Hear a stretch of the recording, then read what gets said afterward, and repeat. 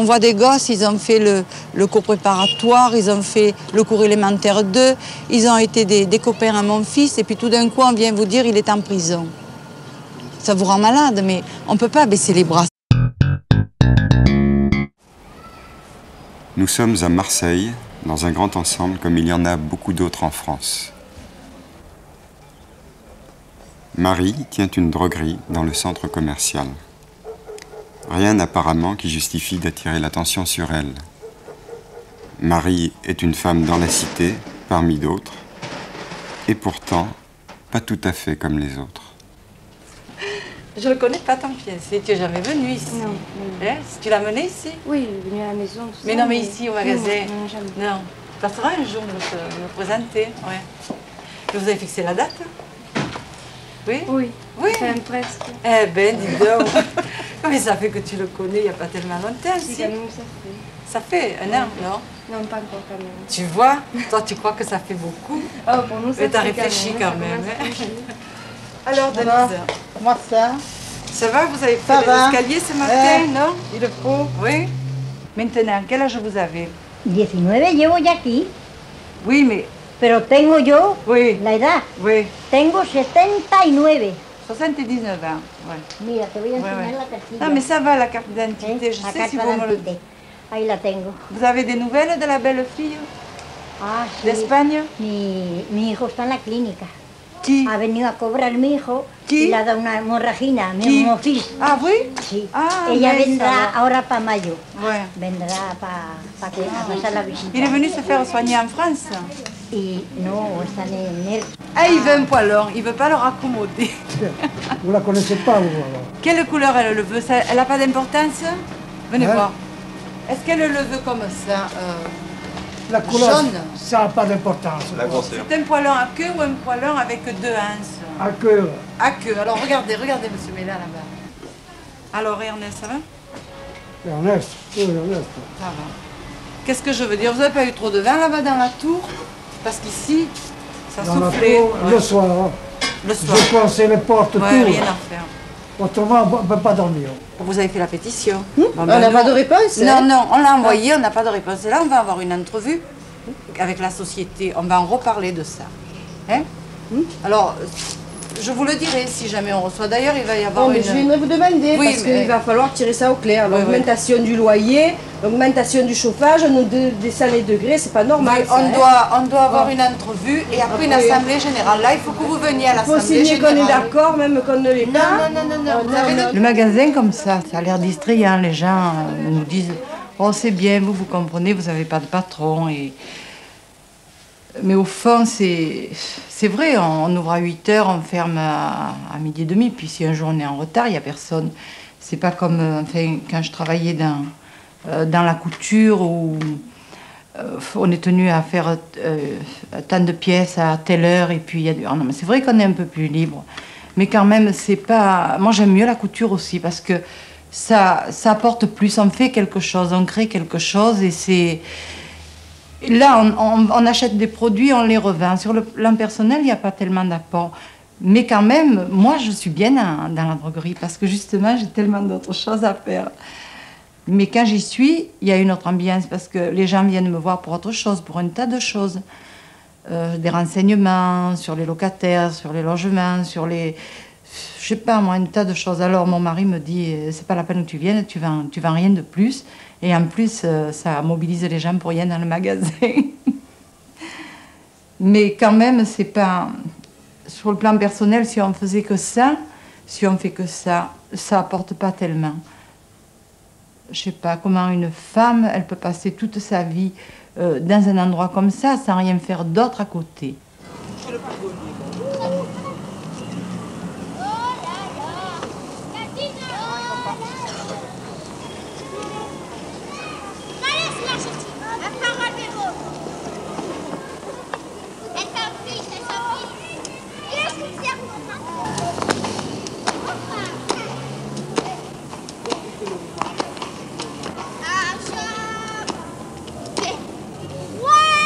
Les enfants sont merveilleux parce qu'ils sont toujours en train de chercher un truc pour pouvoir jouer comme ils ont envie. Ils n'ont pas tellement de trucs dans la cité.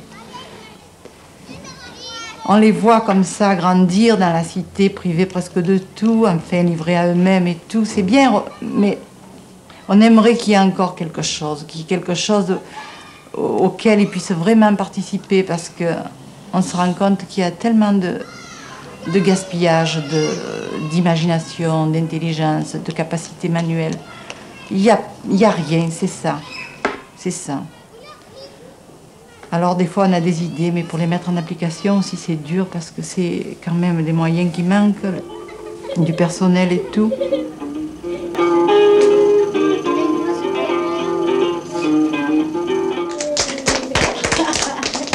Est-ce que vous pensez que vous pouvez faire un film comme ça? Ouais. Oui. Peut-être les parents ne veulent pas qu'on garde tous ces enfants. Alors ils en donnent à quelqu'un et ils en gardent un. Et juste en hiver, ça fait qu'ils attrapent froid et meurent. Quand je persiste dans ma conviction que les enfants sont réceptibles, sont intelligents, ou alors sont accrochés par des activités culturelles, ou je sais pas, un tas de choses dont ils n'ont pas l'habitude d'être sollicités. Là, j'avais fait une expérience avec les enfants du coin. Sur le plan pratique, c'était une erreur, parce que j'ai pas mesuré l'importance que pouvait prendre la chose, parce que tous les jeudis, il en venait davantage et j'étais toute seule. Et j'ai bien senti qu'il fallait quand même quelqu'un d'un peu qualifié, qui a l'habitude de parler sur le plan pédagogique aux enfants. Mais quand même, j'avais tellement confiance à eux que j'ai tenté l'expérience. Vous avez des enfants, vous les prenez un par un. Ils n'ont rien de différent des autres. Ils sont tous prêts à recevoir. Je sais pas, c'est une pépinière d'intelligence, de compétences, de capacité. Et quand je vois qu'on démolit tout ça, qu'on le sacrifie, qu'on le détruit presque, on ne peut pas baisser les bras, c'est pas possible. Il faut faire quelque chose. Vous savez, on pourra faire un pourcentage d'ingénieurs ici et de jeunes qui ont le bac. Et on verra de suite comme ça tombera. Et c'est bien dommage, parce qu'au départ, ils ont la même intelligence, comme n'importe lequel. Aussi bien un Algérien qu'un Français. Ils ont la même intelligence. La preuve, c'est que quand ça part des maternelles et que c'est bien suivi, eh bien, on a les mêmes résultats. Et puis, à l'adolescence, les dangers qui les guettent, c'est incroyable. C'est incroyable. Ils ne peuvent pas se livrer à ce qu'ils aiment, à ce qu'ils voudraient faire. Sur le plan sportif, par exemple, comme il n'y a rien, bon, ils sont désœuvrés parfois. Ils font des groupes, on les appelle des bandes. Moi, je ne sais pas. Quand ils tombent dans la délinquance, il y a des causes, ils ne sont pas responsables personnellement. Même la drogue, ça effleure nos quartiers maintenant. Ça commence. D'ailleurs, je ne sais pas, vous en entendrez parler par d'autres personnes que nous. Alors, on voit des gosses, ils ont fait le cours préparatoire, ils ont fait le cours élémentaire 2, ils ont été des copains à mon fils, et puis tout d'un coup, on vient vous dire il est en prison. Ça vous rend malade, mais on ne peut pas baisser les bras, c'est pas possible. Il faut faire quelque chose. Et il y a quelque chose à faire, c'est certain. Quand le gosse a compris que pour lui, il n'y a rien de très beau dans l'avenir. Pour lui, c'est à peu près tout bouché. Il va être, je ne sais pas, soudeur ou mécanicien. Bon, peut-être que ça lui plairait, mais dans d'autres conditions encore. Moi, je ne suis pas d'accord quand on dit que c'est des cités où il y a des voyous. Mais on les fabrique, les voyous, vous savez. On les fabrique, hein. On leur donne tous les éléments pour qu'ils le deviennent.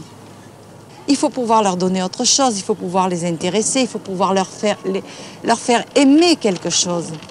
On a vu le film, on a vu toutes les danses algériennes, toutes les danses des Antillais, on a tout vu. Ouais. Et c'était drôlement bien. Alors si ça peut faire avancer un peu le racisme, tu vois, la lutte contre le racisme, je trouve qu'on doit faire des trucs comme ça. Je ne trouve pas même que c'est une fête.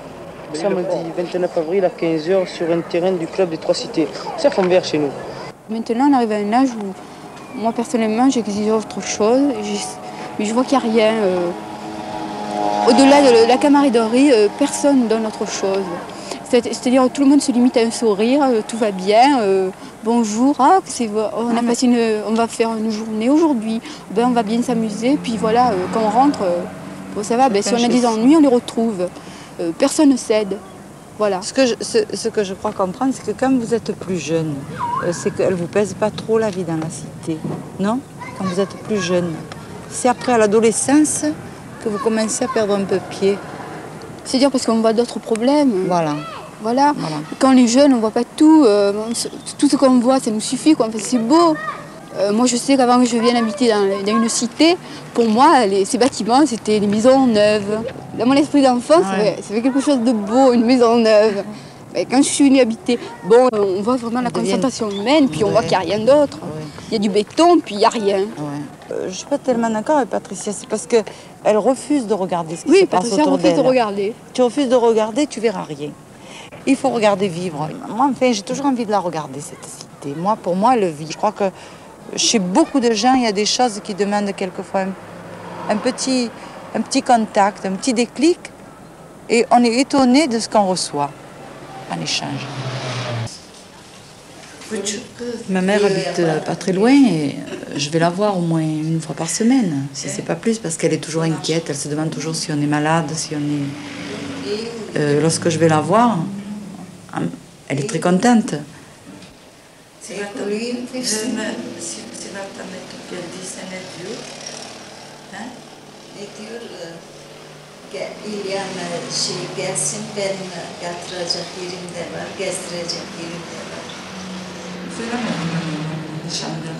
Nişanlımıza yapmışlar. Ağlamışlar biz. Ha.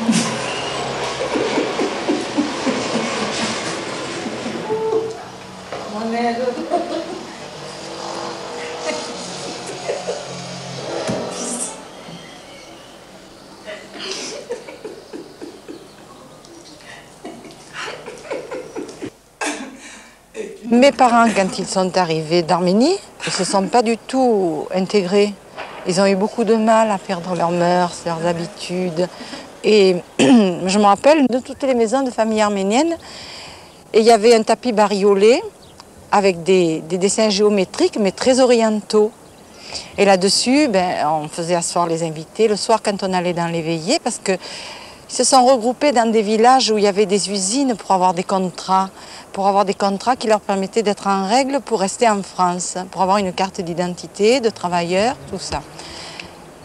Et il y avait surtout des fonderies dans l'Ardèche. Je me souviens, on allait à la veillée du village dans le bourg, et tout le temps à la veillée, on parlait que des massacres. On est imprégné de ça. Les Arméniens sont imprégnés de ça. Et par exemple, ma mère, elle a du mal à se trouver heureuse quelquefois, parce que quand elle se souvient de tout ça, ça remonte toujours. On a tué deux de ses frères, on avait tué le père de mon père. Enfin, ils avaient que des souvenirs comme ça. Et puis quand même, ils étaient tellement imprégnés des mœurs, la femme, tout ça. Mon père la laissait pas sortir, c'est lui qui faisait les commissions, et ce qui fait que c'est mon père qui avait fait des progrès.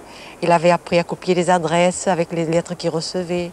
Il était très intelligent. Il n'avait pas d'instruction, mais il était très intelligent. Je retrouve les mêmes situations avec les petits Algériens dans le quartier, quand ils arrivent avec leur maman et ils parlent leur langue, et puis le petit traduit. Oh, je me mets à leur place, c'est formidable, parce que je fais attention, je suis passée par là.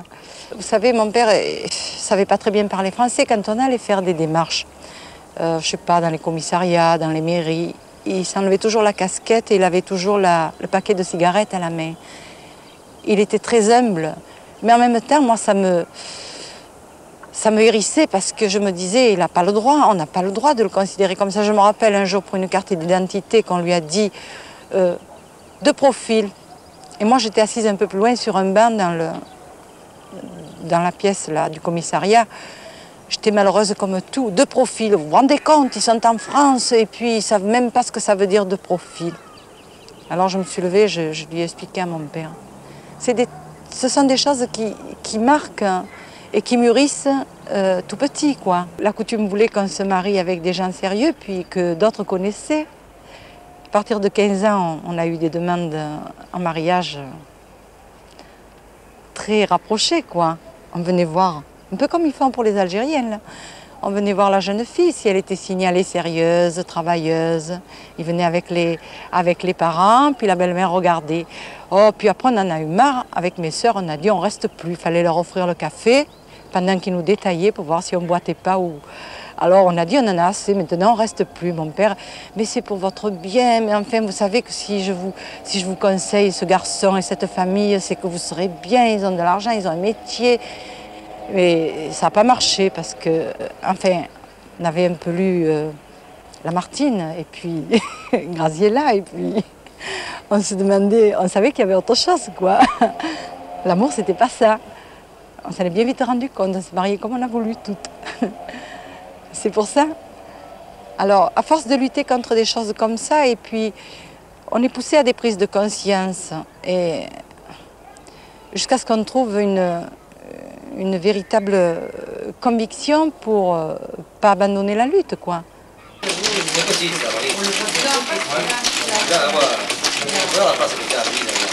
Non, mais ça, parce que c'est pas n'importe quoi les Olympiques. Oh, Louis, dis-lui quelque chose, ils n'arrivent pas. Une à l'endroit, une à l'envers, là. Mais c'est Louis qui a tiré ça, c'est Louis qui a tiré ça. Pour gagner du papier. Il n'est pas venu? Il m'a invité avec Jeannot aussi, mais quelqu'un parmi ma famille, ça reviendrait et tout, et qui pouvait le faire. Bon, mais là, c'est fini, il faut le tirer ça. Je crois que ça suffit. Tu n'es pas venu dans les boîtes aux lettres? Mais il y en a pas assez. Non, on va faire juste pour les pouvoirs, on n'a pas le temps de mettre dans les boîtes aux lettres. À moins qu'on le fasse dans les boîtes aux lettres, hein.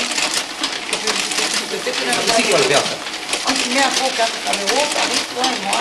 Tu crois? Oui, on va aller le chercher.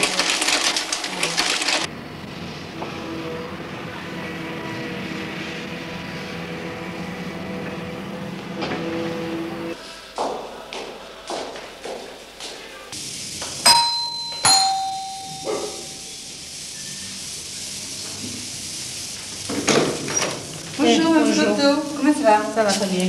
Dites-moi, mercredi, il va y avoir une réunion à la maison de quartier.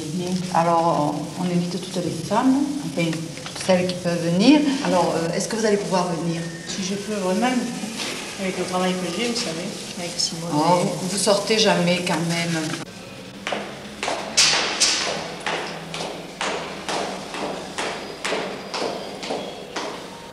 Enfin, mercredi, là, il y a une réunion de femmes. Si vous voulez venir, moi j'y vais. Vous allez... Il y en a plusieurs qui viennent. Ben, c'est-à-dire, ça dépend si vous voulez amener. Je veux le faire, moi je l'ai fait de haut en bas. Voilà. Si elles veulent venir, parce que vous voyez, il y a la femme dans la cité. Alors il y a des discussions. Par exemple, mercredi, il y aura la discussion. Bonjour Daniel. Il y aura la discussion sur le budget. Oui. Je sais pas, ça vous intéresse si vous voulez venir. Ça peut passer un moment. Dans cette maison de quartier, toutes les organisations sont représentées. On essaye d'y faire démarrer beaucoup d'activités. Une commission de la presse s'est mise sur pied avec la représentation de 10 associations. Le docteur Antolini demande la possibilité d'insérer dans ce numéro un article sur le problème de la drogue. Le problème des jeunes, un comité provisoire des jeunes s'est constitué et ce comité travaille au lancement de la maison de jeunes. L'activité sur le racisme qui s'est déroulée du 23 au 26 mars a vu la participation de 1500 personnes, ça a été quand même très positif. Le principe de la fête au village a été admis par tous. Cette fête se déroulera chez nous du 18 au 25 juin et nous avons tous constaté que dans nos cités, les gens se connaissent peu ou se connaissent mal. C'est pour ça que la fête devrait permettre aux gens de sortir de chez eux, d'être dans la rue, de se rencontrer dans un climat de détente.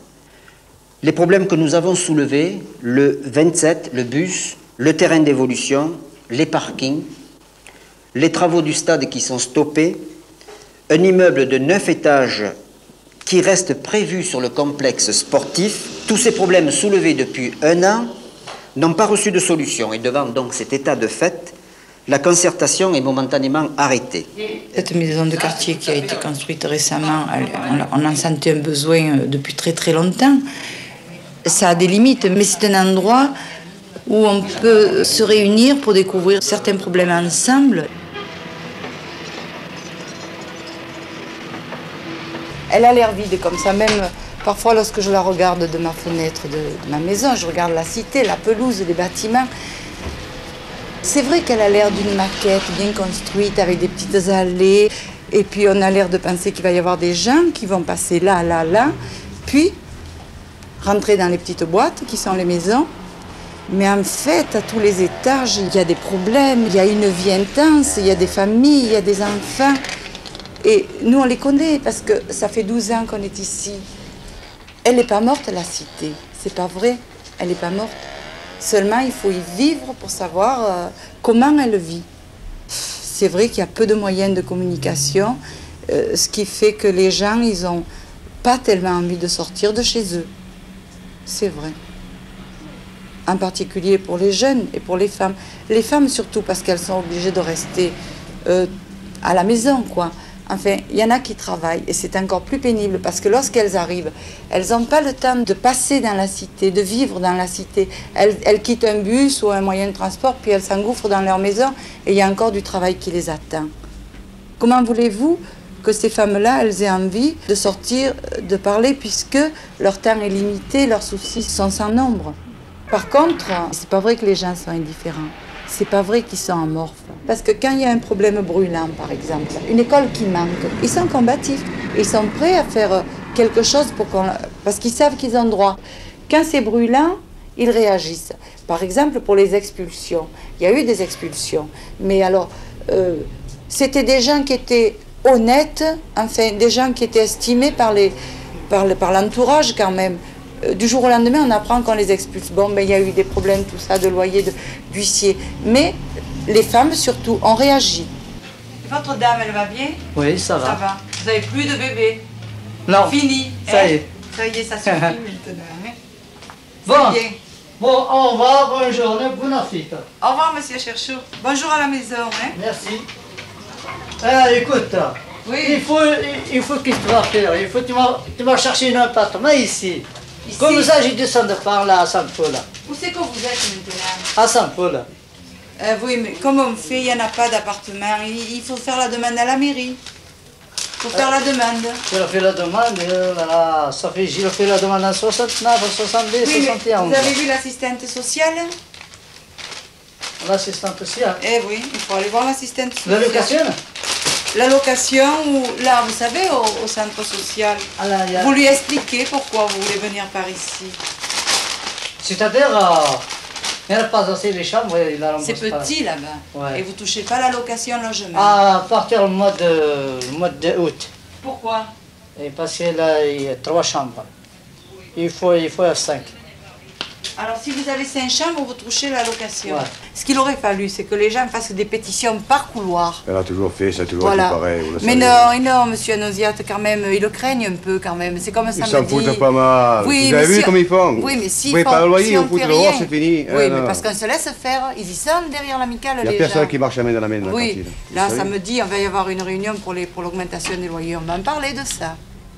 Du truc qu'on n'a pas repeint. Qu'est-ce que ça veut dire, ça? Alors, vous savez, si vous le faites, chacun le refait, ils sont tranquilles, ils ne dépensent plus un rond. Qu'est-ce que vous allez faire, le mur? Écoutez, moi, j'étais un des premiers, et vous le savez. Oui, je le sais. Hein? Je le sais. À pas payer, les gampons on fout dehors. Et tout le monde, ce qui avait fait de bruit, non, mais c'est pas ils ont venu, ils avaient... Là, je peux vous dire... Non. Là, je peux vous savez ce qui s'est passé? Ils avaient payé ce registre, c'était marqué avec les signatures. Je vais vous expliquer, le seul qui n'a pas payé, ça a été moi, le gampon on fout dehors. Vous savez qu'on vous a fait passer un papier sur lequel il y avait écrit que nous avions obtenu un délai de 3 mois pour les gens qui encaissaient après le 5, d'aller avertir le régisseur qu'il ne pouvait pas payer le 5. Je crois que... Justement, moi-même, j'ai vu le gardien, et question que je paye le 7 ou le 8, il n'est pas d'accord avec moi. C'était pas mal, moi aussi. Je suis payé le 7 et je pourrais payer le 8. Comment voulez-vous que je paye le loyer le premier mois ou le 3 du mois? Je vais voler. Il faut qu'il paye le 5, il est payé le 7. Eh bien, nous en parlerons vendredi. Pour rassurer les gens, vous voyez, qui n'ont pas signé, qui ont gardé leurs feuilles à la maison ou qui l'ont laissé ici. Du moment que vous avez vos quittances de loyer, c'est pas possible qu'on vous donne congé. Et de toute façon, s'il arrivait cela à qui que ce soit, je pense qu'il faut avertir l'amicale des locataires, les responsables que vous connaissez. Hein. Mon activité dans le quartier, je fais très attention pour que ma famille en souffre le moins possible. Parce qu'au fond, peut-être ça m'a c'est pas tellement une recherche de la satisfaction personnelle, je sais pas. Parce que des fois, j'essaie d'analyser pour voir si c'est égoïste, quoi, de faire ce que je fais, parce que est-ce que c'est pour moi personnellement? Mais je pense que non, parce que, par exemple, je suis très bien avec mon mari et mon petit garçon. Je suis très très bien. Je voudrais rester longtemps avec eux, parce qu'avec eux, il y a dialogue, il y a échange, on s'ennuie jamais. On s'ennuie jamais tous les trois. Même quand je m'en vais à des réunions, mon fils, il reste avec mon mari, il s'ennuie pas. Mais je sais pas, je pense pas quand même. Peut-être que mon fils, quelquefois, me dit quand même, tu devrais moins sortir, moins partir le soir. Mais je suis sûre que si j'étais autrement, des fois je lui dis, tu voudrais que je sois comme une madame telle ou... Ah, il me dit non, alors... alors je lui dis, tu vois bien que finalement tu es assez content de ce que je fais. Il me dit, oui, mais tu fais trop, alors pourquoi les autres en feraient pas un petit peu et toi moins? Mais je dis, ça c'est plus dur à obtenir.